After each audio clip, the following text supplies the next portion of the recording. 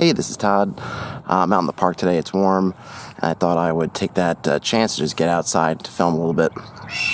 I want to talk about something that came up on Reddit the other day, and it basically involved this interesting tension between GMs and players as far as information and how you deal with information within your game session. The GM presents players with some information about a scene. It comes down to this idea or question of how much information should a GM give out? How responsible are they for what they're telling the players versus what the players are responsible for either gleaning from that or asking questions about it before they act?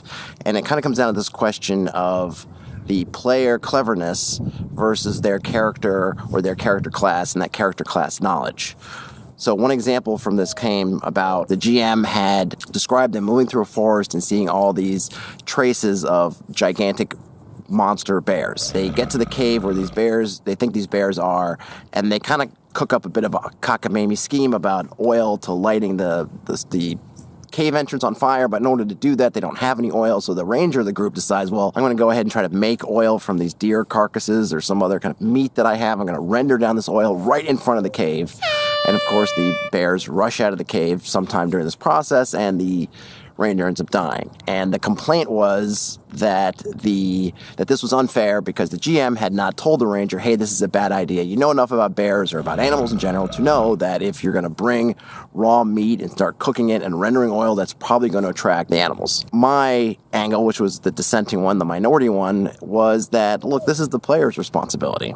To me, this game is all about cleverness. It's all about you as the brain of this ranger or any of the characters in the party determining what to do. Not for me to gainsay your decisions by saying, well, you should know better as a ranger or you should know better. I don't tell a fighter if they're playing not to go into a bad tactical decision because I know it's a bad tactical decision. If they want to go out and run out in the open and let 4 monsters surround them and pound on them mercilessly with advantage, and all that, then they're going to do that. I'm not going to stop them and say, well, as a fighter, you really know that running out there in the open all by yourself is a bad idea. No, that's their choice, and they'll play out. Maybe they have a plan and it will work out, or it won't. I think the same thing if I'm running a party with a wizard in it. I don't tell that wizard, here are the spells you should memorize, because as a wizard you would know X, Y, or Z. To me, this is part of the player's responsibility to know that. But there's also obviously a line somewhere between, as a GM, am I communicating everything that party needs to know to make those decisions? And I agree with that. And I think that there are GMs who sometimes will try to make what I would call a gotcha style encounter, which is one where I'm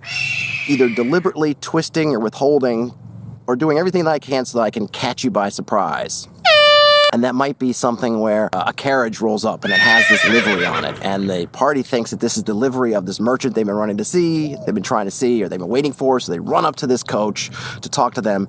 Oh, but it turns out it was his evil prince, and how dare they try to talk to him, so now they're all getting put in jail. And this is an example of me as the GM, or whoever's running this, should have told the players as the royal livery of the evil prince. You should never have confused it with the livery of the merchant. I sort of come off in sort of 50-50. On the one hand, if it was obvious, if you live in this kingdom and this, you know all about this, then yes, the GM should have said, instead of describing, oh, it's the livery of a hawk and he's holding an olive branch, and you know that that's the livery of the royal family. Of course, as a GM, you should just say that is the livery of the royal family, the hawk in flight with the olive branch. However, there was also this idea where it's okay for the players to just take an assumption that may be incorrect, not ask any questions, jump after that assumption, and then it's the GM's fault if their assumption falls flat. So, for example, coach is approaching, it's got this livery on it. Does anyone ask if that's the livery of the merchant? Does anyone say, well, I don't know what the livery of the merchant is. Hey, I've lived here all my life. What is that livery? Okay, I know physically it's a hawk but is that someone's livery that I should know about? And then if there's a role, make it, or just being handed information. But you have to ask questions. And I think sometimes there's this idea that as the player, as the GM, I'm supposed to hand you all the information and you don't have to ask those questions. But to my mind, and I will admit that this is very highly opinionated. I come from playing Basic Expert and First Edition and these kind of old school games where we did not have a lot of class skills. There was no like knowledge, arcana, or whatever skills when I started playing, and that there really was more of an emphasis on you as the player need to know. To go back to the roots of the gaming and say war games, if I'm playing a game where it's Wellington versus Napoleon, someone doesn't stop me from making a stupid move as Napoleon, even if Napoleon would know you shouldn't put your troops there because that's a death trap. The fact is that I'm Napoleon's brain in this game, so I'm the one that makes that choice of whether it's a smart move or a stupid move, and I live with that decision. And by the same token, in my mind, if you're the ranger and you decide to put a fire and decide to render oil and bring out carcasses of animals and put it in front of a bear cave, you don't need to be an expert in nature to think that maybe that's a bad idea. And look, I have no idea what a bear would actually do in that situation, and to me it doesn't even matter, because it's all about, are we sharing, we have a shared reality that we're creating in the game. Are we doing things that make enough sense that we can all think about it, whether it ends up being right or wrong, and say, okay, that's makes enough sense to me that I understand it, that I get it. If I'm playing in that party and everything goes bad, they start to cook the oil, the bears come out, the whole team gets mauled, and we have a after game, or even we pause the game and talk about it, and I run through and I say, okay, you've seen that there were traces of bears, and you understood at least that there was some kind of animal. Maybe you didn't know it was a bear, but something big and nasty with sharp claws and razor fangs, and there was everything in there. Yes, we understood. Okay, there's an animal like that, and you bring out raw meat and you place it right in front of it. Is it against your expectations that that animal might show up? If the answer is yes, then maybe I haven't done enough to describe the information right. Like, if the party is upset because it came out of nowhere, it ends up to them feels like a gotcha scenario, like, oh, we're just kind of camping in a campground in the woods and it seems nice and calm and there's no trace of anything, and suddenly giant bears leap all over us. Okay, that's one thing. If the party acknowledges, yeah, it was a bad idea, but we thought maybe we'd have enough time or whatever, we could do that, then that to me is okay. They made a choice and they'll learn from it. That's okay. I don't think you need to be there and say, oh, you shouldn't do that, oh, you shouldn't do that, oh, you shouldn't make that decision because of this, or you know better to do that. I think that if as a player, and again, this is maybe my old school talking, that the onus is on you to be inquisitive, to be curious about your environment. If the GM is placing sort of symbols, signs, or things around you, make questions about them. If you're not sure, if you see a carriage roll open and there's livery on it, and the GM didn't say, this is the livery of the merchant you've been waiting for, then take that moment and confirm it. Hey, is this the livery of the coach we're waiting for? Yes, it is. Okay, go on. No, it's not. Okay, well, who could it be? Maybe we could wait a minute and watch them get out the carriage and then approach them. And then, of course, when they come out, then you might see that, okay, there's a royal guardsman and there's evil prince guy, or sometimes that there's this case of you're putting this responsibility on the GM, but you're also abdicating this responsibility on the part of you as a player to take responsibility to say, yeah, I should have asked that question. I should have maybe waited a minute or two, take an extra second to kind of double check and verify things before I leap forward. But it's a learning thing. I've seen a lot of smart players, and I've been in parties where we've done dumb things, and sometimes we get away with it, sometimes we don't, and usually afterwards we think back and go, man, that was a dumb idea, but you know what, we tried it, and maybe something funny happened. In the case with this ranger, unfortunately, it was something tragic. I think the character died. I think the GM said that they were going to try to work it out so that they could be revived because they felt like that was too harsh a penalty. But ultimately, I don't think that the line of GM player responsibility is so far to the point where the GM needs to be in advance of the player questioning. If the player's a ranger, then they should be asking rangerly questions. If the player's a wizard, they might ask wizardly questions. And it's something that as you learn, you get more into it. If you're in a situation, you feel like you should know. And I think that is demonstrated in a lot of the streams and things that I watch. I think whether it's Critical Role or whether it's Matt Colville's live stream of his game, you'll see characters say, hey, I'm in this, Matt Colville, whatever their organization, the Chain. I'm a member of the Chain. Am I aware of this thing? And then Colville will say, well, yes, you are. No, you aren't. Here you aren't. And that's a great question, right? If I feel like my class should know something about it, and I don't know it. To me, the onus isn't on the GM to fill me in on everything. To me, it's as the player, it's part of my role to be clever, to be smart, to be thinking and say, okay, I'm a ranger, I'm in the woods, what do I know about this? And part of what makes it, I guess, something that I wanted to talk about is twofold. One, I think a lot of this comes up because these ideas fail, and it's the result that people look at rather than the method. If they had been able to render the oil down and they'd started the fire and it worked, I don't think anyone would be saying the GM should have stopped it because the ranger should have known better, right? The reason why there's any talk about it at all is because the idea failed. And that's a to me, is a poor way to look at when you're looking at someone's process. You don't really want to focus just on the result, because the result could be of many things. It could have been a result of, it could have been 3 or 4, however many rolls were made, things went, all kinds of luck went wrong. So an idea that was good, a smart plan, plans rarely survive contact with the enemy, could have been a great plan, but it didn't work. That doesn't mean that the way the plan went down was wrong. I think the other thing about it is that what makes it worth talking about is the idea of telegraphing, which comes up a lot.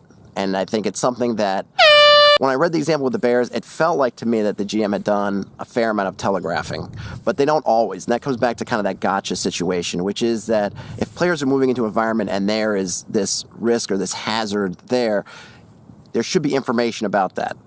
So in the case of the bears, you have these giant, massive killer bears in the woods. There would be traces of these bears around. And according to what the GM posted in any case, he seemed to indicate that he had had lots of signs of deterioration of the forest and giant claw marks and then trees that were just battered and bruised and all this stuff leading kind of into this locus, this center of activity, which is where the cave was, which is, to me, signaling that the GM is setting up to know that, hey, there's something big, nasty, and bad here. You don't necessarily know it's a bear, but you know that something big and nasty and fierce lives here. And then it's, as a player, you make that decision, right? The gotcha part maybe comes in where if you think like, oh, it's just a bear, or oh, it's okay, there's a dog here, I see some dog poop, whatever, it's a dog, and then it's like Cerberus from Hades comes roaring out, and you're like, whoa, this doesn't make sense. That's that kind of disconnect that can happen where, am I trying to gotcha you? Am I trying to set you up like, ooh, I have a giant killer bear here, but I'm going to make you think it's kind of there's a panda, but I'm suddenly going to replace it with this giant crazy terror? That's me being unfair or being, I guess, untruthful, deceptive. And I think that's wrong. But at the same time, your goal as a player is to try to pick up on these cues, then ask about them. Oh, there are claw marks on the tree. Okay, you could just pass it by. Oh, claw marks on the tree. Or you can go up and look at them and say, okay, well, how big are those things? Are those, I'm a ranger, do those match up? Like, that seems to be a bear or a cougar, or what are we thinking that is? Or owl bear, or whatever kind of crazy, fantastic thing it is. And then, hey, I'm using my class knowledge, and the GM's theoretically going to be truthful and fill me in on that stuff, but I'm also doing my part. Is I'm being inquisitive, I'm asking questions, and if I do all of that and then the expectations are really far off what I've expected, then that's a problem.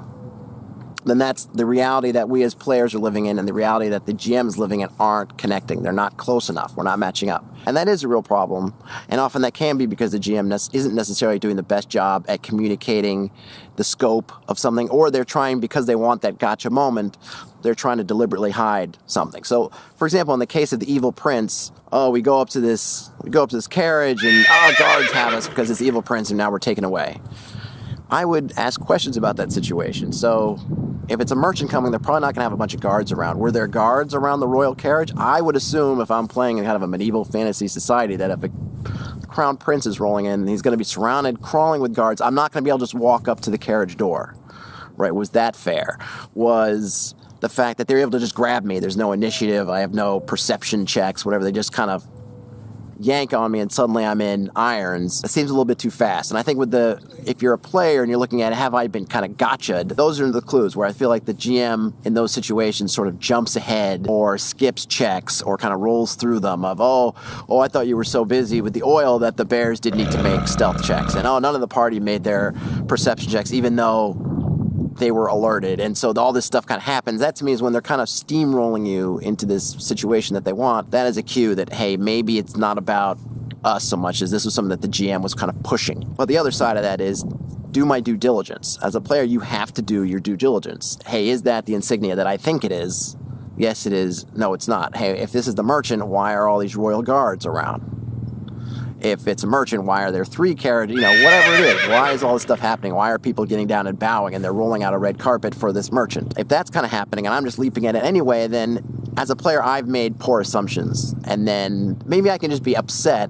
But I think if I'm placing the blame on the GM for those bad assumptions, the blame is in the wrong place. At that point, the blame is on me for either not asking the right questions or taking things, making an assumption about something that I shouldn't. Telegraphing is interesting in many different games. I think particularly in sandbox or open world games, it's supremely important to be able to telegraph what's happening, because that is where your players are going to get an idea of what they can do and what they can't do. When you're trying to think about, well, how do I push the players toward the objectives that they can accomplish and steer them away from objectives that are above their head.